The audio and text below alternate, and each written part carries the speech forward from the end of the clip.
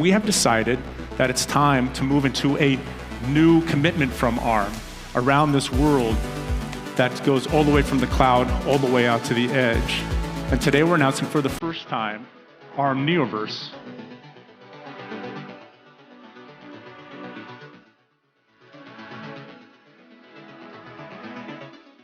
And that's why this partnership with Docker is so impressive, because now all of a sudden we have these millions of developers that can leverage all those devices.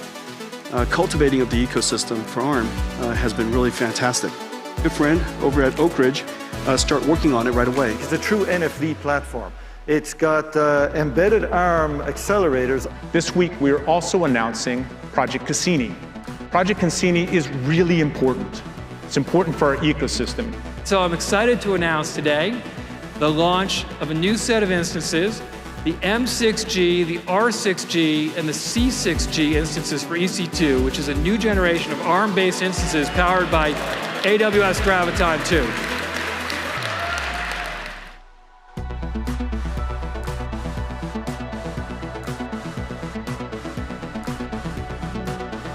At nearly 100 times faster than its predecessor, the Fugaku will usher in a new era of technological capabilities.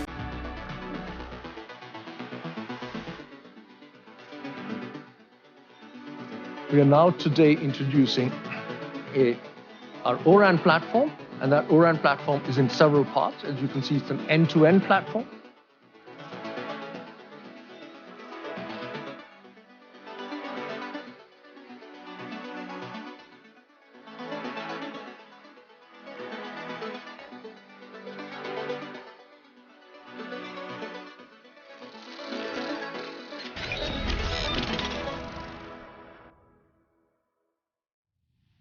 Hello, everyone.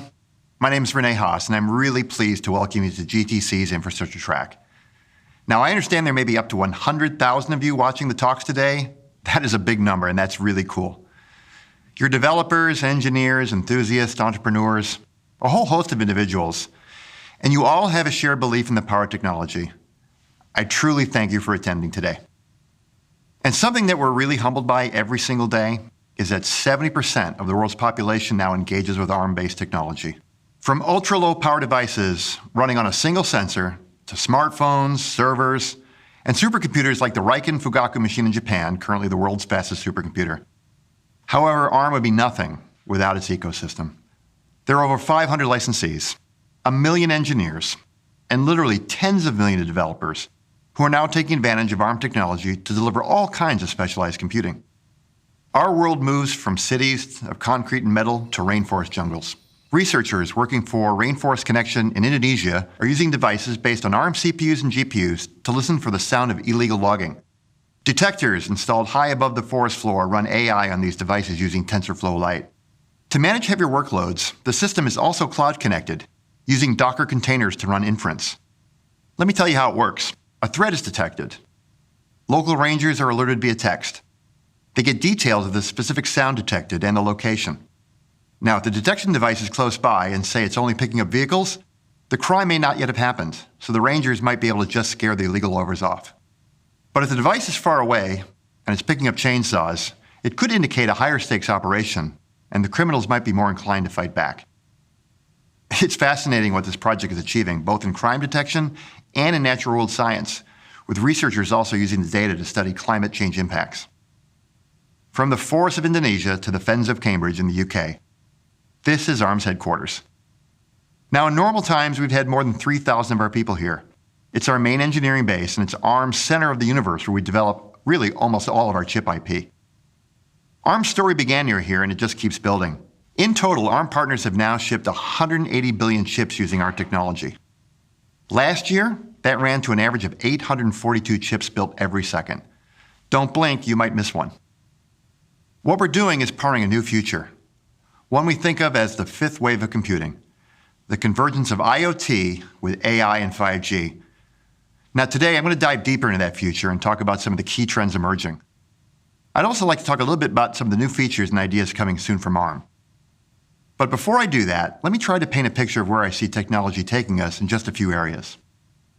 At home, it's now obvious that we've moved online for almost everything. Now imagine the near future when 5G can deliver truly fully immersive retail experiences through AR and VR. You won't only be looking at the goods. Your avatar could be trying them on with advice from virtual assistants. Democratize that model, and literally anyone could open a successful cloud-native store. Now, when we all get back to the office, expect technology changes there as well. One of the companies at the forefront of this will be Johnson Controls. Now, they've been deploying automation and control systems in buildings for more than 100 years. We've been developing some ideas with them around how specialized compute could also play an enhanced role. For start, imagine JCI running digital twins on key equipment with insights on-prem, and then aggregating that learning across that platform into the cloud. Their software platform, OpenBlue, can take advantage of hardware concepts such as sensor fusion, confidential computing, and distributed intelligence. What's the ultimate goal? A flexible system that takes advantage of the broadest range of computing possibilities. How do you create AI at the edge? How do you create compute and do the right things at the edge that can provide the level of functionality locally right at the source, while also providing connectivity in new and unique ways to the cloud? So a cloud-developed mindset around what we're doing with that as well, and invoking some of those same concepts of edge and cloud together around all the words we know and love on this conversation, which is, containerization, microservices, elasticity, all those good things. And the end result, though, is to make that building much more, responsive, much more, the ability to create a more sustainable, energy resilient use of how that building operates. Cities are just as exciting. SoftBank Corporation, NVIDIA, and ARM are now collaborating to deliver a software-defined city running on AI-enabled platforms, including NVIDIA Jetson. The plan is to use open reference architecture such as the ARM Smarter Stack. Alongside device management from ARM Group company Pelion, we're aiming to create a new level of city-born intelligence. Now imagine a type of fitness tracker for the urban environment. Environmental sensors and cameras using machine learning to analyze data in real time. Here's a little more explanation from SoftBank Corporation. AI at the edge is a critical element for smart city infrastructures.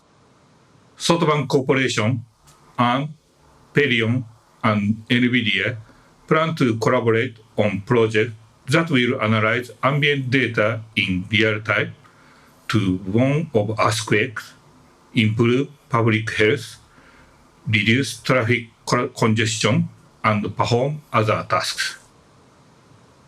Gateways with integrated computers and GPUs like the NVIDIA Jetson SoC are an ideal fit for smart cities deployment.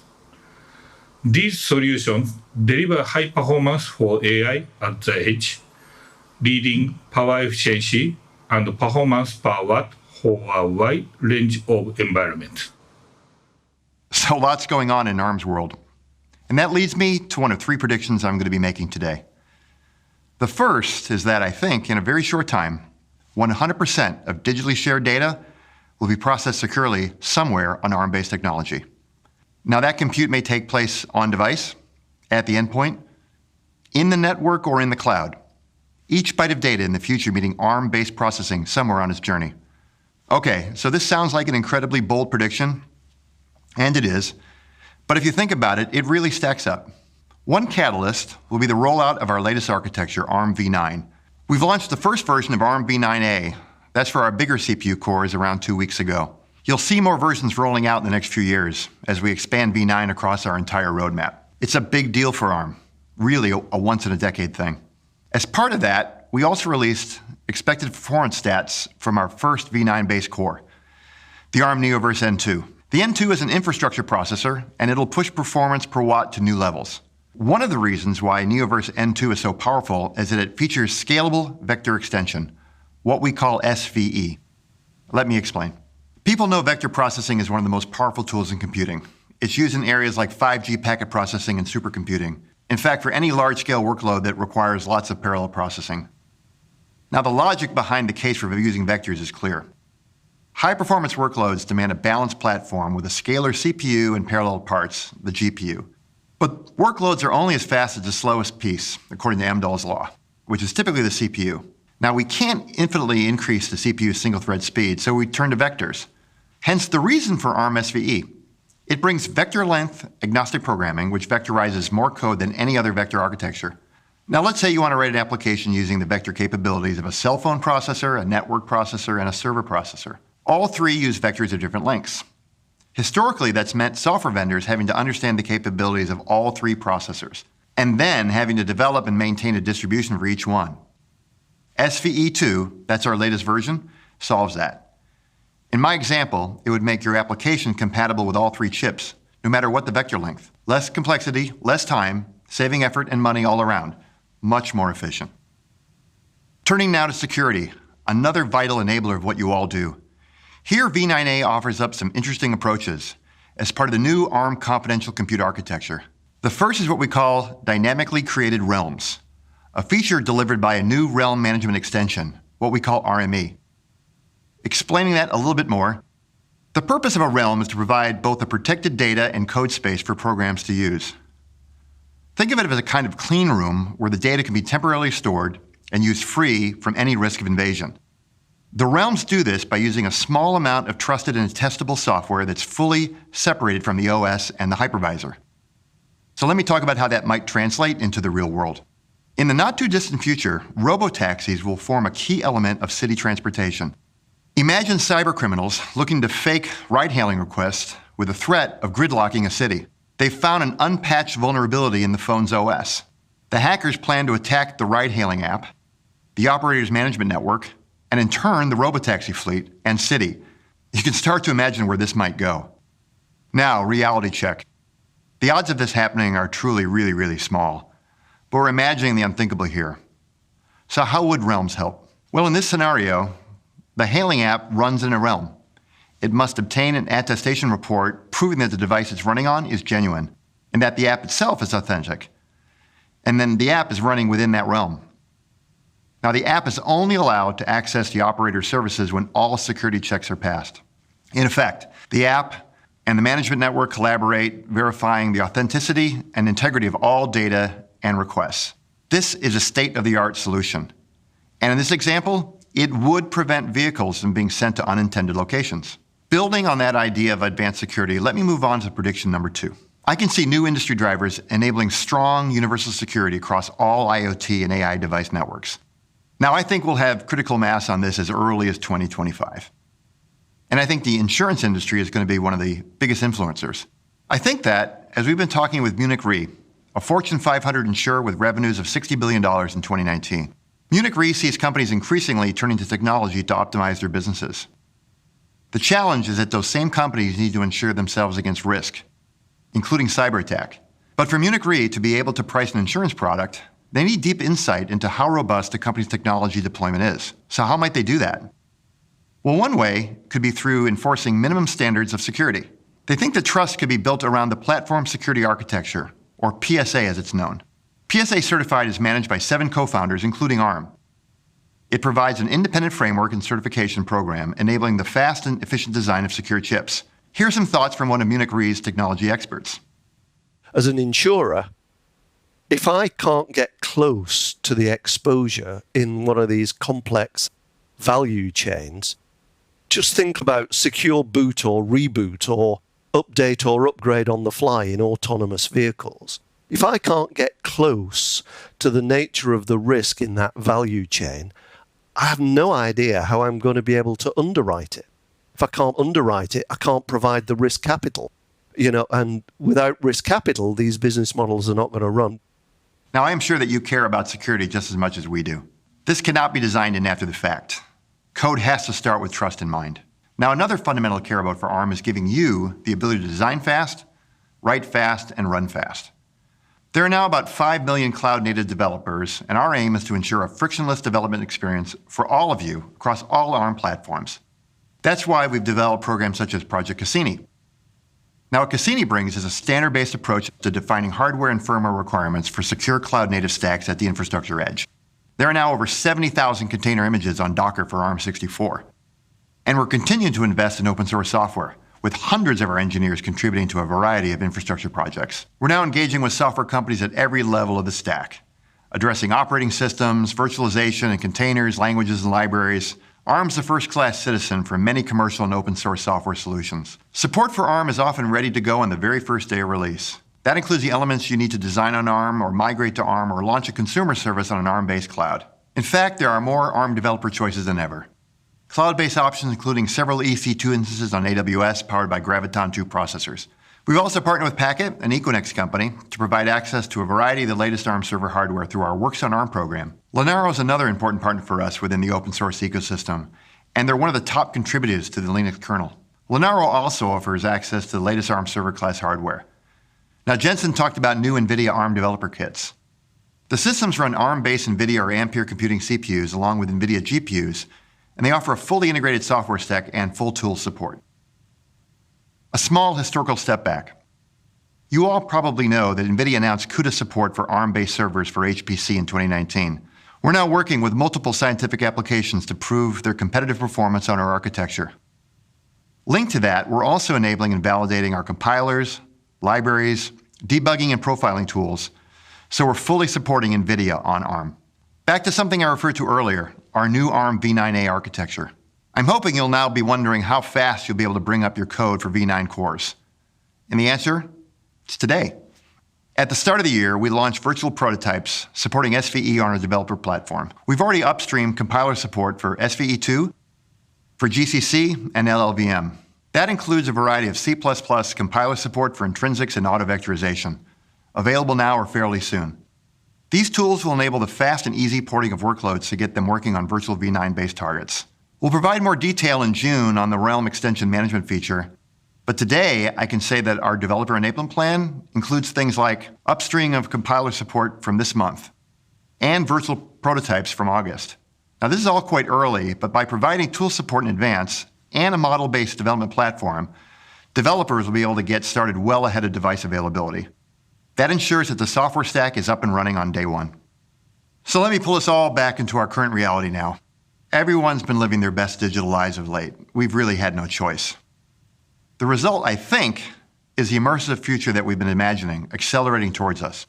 Public opinion is now going to demand more from us, faster. It means there's no time to waste in addressing the big challenges. And one huge issue is the compute capacity of the world's data centers. The stats during the pandemic show us why. We saw calls on internet capacity rise by 1/3 because of the widespread remote work and learning. Consumers spent $860 billion online with U.S. retailers in 2020. That's 44% over 2019. Enterprise spending on cloud infrastructure services in Q4 2020 also rose by $37 billion. That's $4 billion higher than the previous quarter, and 35% more than Q4 of 2019. Huge figures. So the need to build more compute capacity is very clear, but not at any cost. And that leads me on to my third prediction. There will be a major shift towards ARM in the cloud, and by 2030, that will add 25% more compute capacity than would have been possible with traditional architectures within the available energy supply. Pushing up efficiency in the cloud is vital because every watt spent on computing comes at a carbon emissions cost to the environment. Here's how my prediction breaks down. On the current compute per watt metrics, a further 300 new data centers must be built to cope with demands over the next decade. All of this extra compute and the accompanying energy bill from building and running hundreds of new mega buildings has a significant carbon cost. The answer, and we're seeing this already, is a major shift towards ARM-based processing. The numbers we're seeing are already compelling. Operators are benefiting from 48% higher performance per thread, so work gets done faster, and 44% more threads, so more work can be done per server per rack. This is against traditional CPU architectures. Theoretically, we could double the compute capacity of the existing data center deployment. Obviously, I'm a realist though, and that shift to ARM won't happen that fast. Still, I think that the move to significant ARM-based cloud will happen sooner than many expect. I can tell you that ARM silicon and hyperscaler partners are pushing really hard, and there are other forces drawing us in too. Cities such as Amsterdam and Beijing are enforcing restrictions on the water and power consumption of data centers. Consumers and regulators are also focusing more on the carbon emissions of cloud providers. There are multiple partners leading the charge for ARM in the cloud, including Microsoft, Oracle, Alibaba, and Tencent. One of the most visible has been AWS. AWS's ARM-based Graviton chips emerged in 2018, and the impact was really impressive. Their latest Graviton 2 SoC makes the argument even more compelling. AWS cite customers getting up to 65% better performance on the M6G instances. We've been enjoying the benefits as well. We switched over most of our own processor design and verification work into the AWS cloud last year. So far, we at ARM have seen up to a 6x improvement in performance time for EDA workflows, and there's potential to do much, much more. So let me return back to the start of when I was talking about the fifth wave of computing, the era of the big three, IoT, AI, 5G. From an infrastructure perspective, we see an accelerating convergence of 5G and edge compute. It's already proven to be a natural focus for ARM and NVIDIA, as ARM has leading power in compute-efficient CPUs, and NVIDIA GPUs lead in highly efficient parallel processing. This combination can enable an intelligent 5G network running NVIDIA's Aerial SDK, delivering GPU-accelerated 5G wireless radio access network on ARM-based servers. Such a platform can bring 5G-enabled services such as cloud AR/VR, smart factories, and IoT acceleration to an efficient reality. Building on what advanced cellular networks will unlock, I'd like to turn my attention to a place where cellular is king. Africa is a mobile-first continent. Cellular is the main way they're going to unlock their digitally underserved communities. High-quality internet connectivity will educate the next generation and allow local businesses to apply modern payment and fulfillment systems. But all of this requires new and flexible power-efficient platforms, using open standards to drive down operator costs. ARM is already part of that effort through the O-RAN Alliance. We've also been a member of TIP's Open RAN project group. Now, there's one partner who really stands out in this world around this, and that's Facebook. Facebook is the founding member of TIP, and they're at the forefront of developing the Open RAN ecosystem. Their Magma project offers new open source software for mobile core networks and new hardware reference designs using ARM-based processors. It's making it easier for telecom firms to deploy 4G, 5G networking equipment. Dan Rabinovitz, who leads Facebook's connectivity initiatives, can tell us more. Facebook connectivity really is our effort to get more people onto the internet at faster speeds. The beginning of this, really started with the idea that internet access is a right for every human being. So everything about getting online is kind of leveling up the playing field. And for those people who are not connected at all, just think of the potential, the human potential that is limited because they're not able to access the internet. And the semiconductor industry is the source, it's really the font of core innovation. Now, why is it important that ARM is part of this ecosystem? Well, because so much of the foundational barriers to get to massive MIMO, for example, is around power density. It's so hard to really get all the equations to line up where you're improving performance in a meaningful way, reducing cost, and getting the power density to be manageable so that you can do these 32 by 32 arrays for a radio. We now see this opportunity for the telecom world to start cloudifying. So moving a bunch of the workloads into the cloud and also taking advantage of open source where it makes sense. Okay, and it's not going to be everywhere. But on things like packet core, orchestration, even the Wi-Fi world, I think will start to move more and more to an open environment. And this is just a huge opportunity for the ARM developer ecosystem to get engaged because things like Magma are available to anybody. Lastly, I'd like to talk about AI. It's a subject all of us get very excited about. The rainforest story I told you earlier is a prime example of how we think about AI very flexibly. At the low power end of IoT developers, it's worth me noting a release we did last year. We paired our new ARM Cortex-M55 MCU with the ARM Ethos U55 NPU. Compared with previous generations of low power AI on ARM, we saw a 480x ML performance uplift. That's impressive, but as I said, it's the range of efficient processing capability that's important.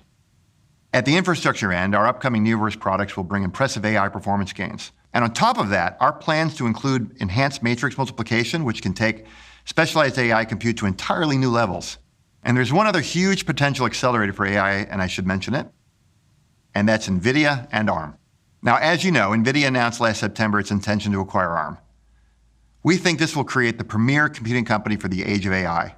Now, personally, I'm extremely excited about the opportunities it will create for ARM's partners, as well as the broader developer community. I believe that ARM with NVIDIA will accelerate our engineering plans because of the combined ability to increase investment in our roadmaps. And as far as a good fit, though we are very different as there is no technology overlap, NVIDIA, like ARM, works with every major CPU provider, and they're entwined with the global AI enabling community. Okay, so I've talked about our technology directions and how ARM will meet new challenges. Also, I've talked about how, alongside our partners, including NVIDIA, we'll help enable change at the micro and macro levels of processing. I also made 3 predictions. Number 1, in a very short time, 100% of digitally shared data will be processed securely on ARM-based technology. Number 2, the insurance industry will be a primary driver in enabling universal security across all IoT and AI device networks. And I can imagine critical mass as early as 2025. Number 3, there'll be a major shift to ARM in the cloud, which by 2030 will allow providers to add 25% more compute capacity than would have been possible with traditional CPU architectures. Now that's within the available energy supply. I'd like to thank you for listening today and hope you'll walk away from GTC with some fantastic new ideas. Think about the code you'll need to write, or perhaps the specific performance you'll need to access. I do hope that whatever that thinking is, that it includes ARM. We're here to help.